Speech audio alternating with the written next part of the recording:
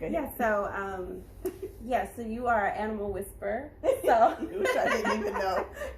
You came over one day and you were like, yes, so you know Bentley is here for a reason. And I was like, what's that reason? He's gonna save you from something. I'm still waiting for that. But he does bark a lot. So that's a spiritual dog. It's so funny. Your dog and your son is really powerful. Stuff like that. That's been amazing to just walk in on that. And that's the amazing thing that happens is like you don't even know that you have the gifts that you have, and they just come popping out of nowhere, you know. And that's the great thing about it is like you can feel off and like you're crazy or something's happening or something like that. And that's part of the Blue Couch thing too. It's just also that I call myself a spiritual doula, and it's like I know that people are ready to give birth, and it's like when you're pregnant with your spiritual self, you're ready to give birth.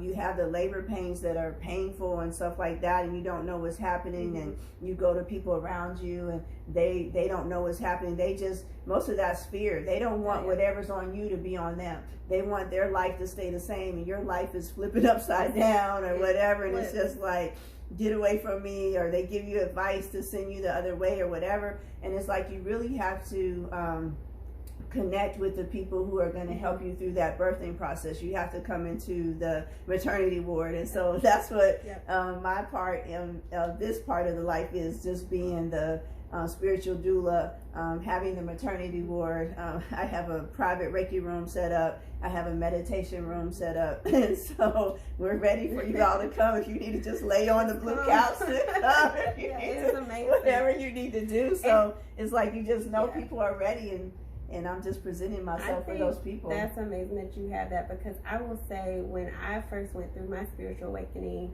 I felt so alone. I had one friend who had already somewhat been through it. I still work in corporate America, but I was like heavy in corporate America to the point where I was like, also I feel like I was like, what will people think if they see me with my crystals on my desk, which I needed, right? And so having that support that you're providing people is like pretty amazing, because I feel like you feel like you're so alone.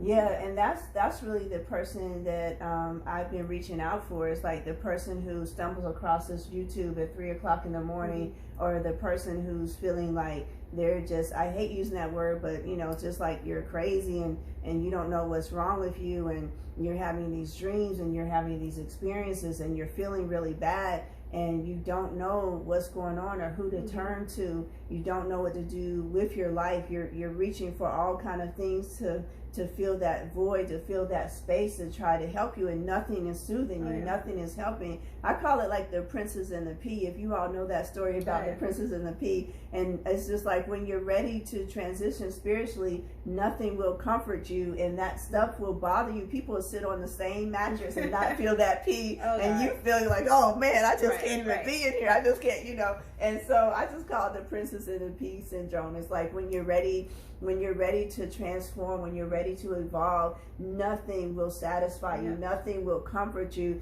and it's made that way on purpose. So you're forced to look at yourself, and just be like, and looking at yourself is that was the part was like, and let me just explain. I think I heard you say this when Mama and Baba were on the couch.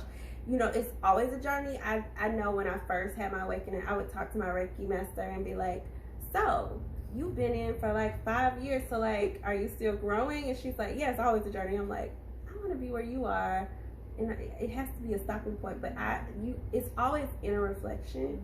And so like for me, I try to meditate at least, you know, I used to do it every day, but I try to at least get it in like 3 to 4 times a week, because like trying to go in and like really listen to spirit.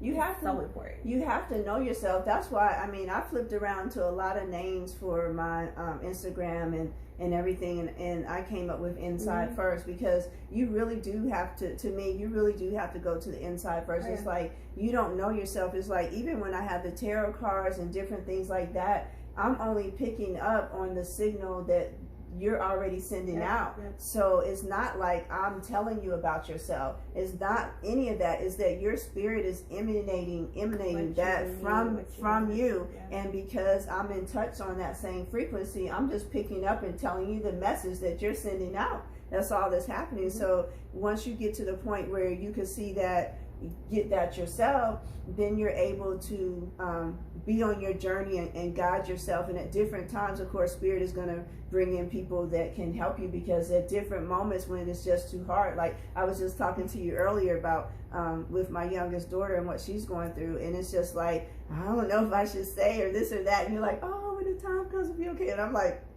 you know how it is with mothers and daughters. I'm gonna tell her right now. It's just like, I don't, and so at that time, people will come in and they'll help, guide you as long as you're available for that guidance. Because when your spiritual life does get closer to home, it's harder to see it. It's harder to believe it. I think one thing that someone once told me was like, when you look at like your very close family, you want to fix them. As a Reiki healer, you want to fix everyone. You also learn that you can't fix everyone. It comes when they're ready, right? But one person told me, like, your mom or your father are very close people who you will always have a connection with in the root. Like, that's something that I would be like, hey, Storm, my mom's coming over, because it's just, I did 1 or 2 Reiki sessions on my mom, and it was very hard for me, just because how do you tell your mom or your daughter, like, this is what I'm seeing, and how do they take it in? Right. So I kind of like say, hey, I have somebody for you for those types of things. Yeah, I know that